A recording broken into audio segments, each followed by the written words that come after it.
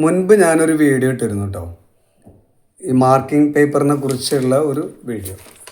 ഈ ഒരു മാർക്കിംഗ് പേപ്പറിൽ നമ്മൾ മാർക്ക് ചെയ്തിരുന്ന ഒരു വീഡിയോ ഇട്ടിരുന്നു. ഇതിൽ ഈ 5 കളറ് പേപ്പറുണ്ട്. അതൊക്കെ മുൻപത്തെ വീഡിയോയിൽ ഞാൻ വളരെ വിശദമായിട്ട് പറഞ്ഞിട്ടുണ്ട്. മുൻപത്തെ വീഡിയോ ഒന്ന് കാണാത്തവർ കാണുക.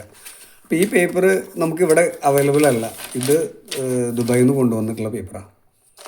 ഇതിൻ്റെ ഇത് നോക്കിയാൽ തന്നെ നമുക്ക് കാണാൻ സാധിക്കും. ഇത് മെയ്ഡ് ഇൻ മലേഷ്യയാണ്.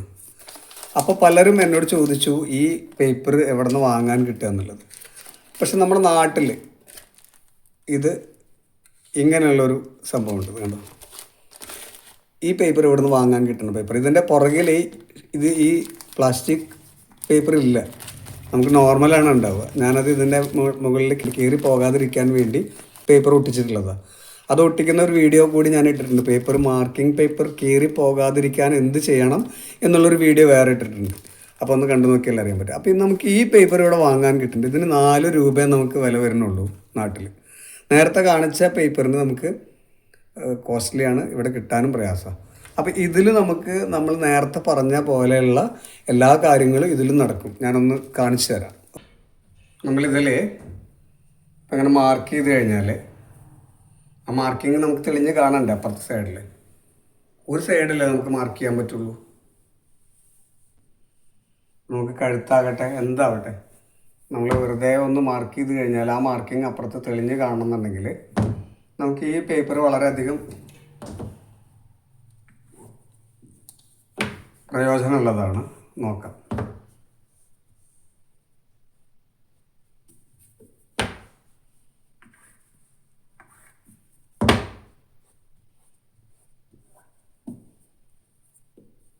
നമ്മളിങ്ങനെ ഷേപ്പ് വെച്ച് വിചാരിച്ചു.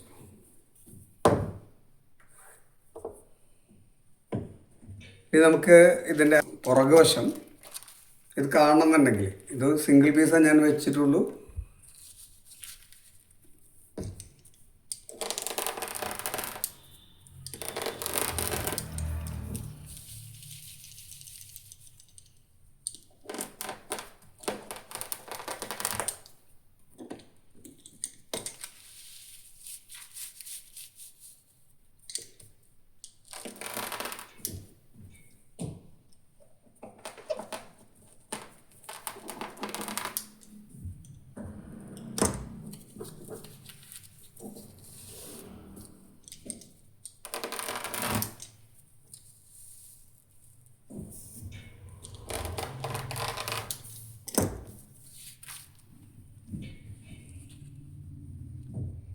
ഓക്കെ,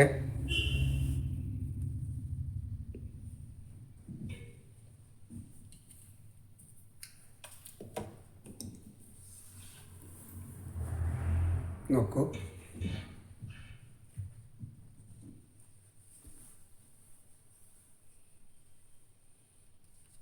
ഈ മുഴുവൻ ഭാഗങ്ങളും നമുക്ക് വളരെ ഭംഗിയായിട്ട് തന്നെ ലെഫ്റ്റ് റൈറ്റ് നമുക്ക് മാർക്ക് ചെയ്തെടുക്കാൻ സാധിക്കും.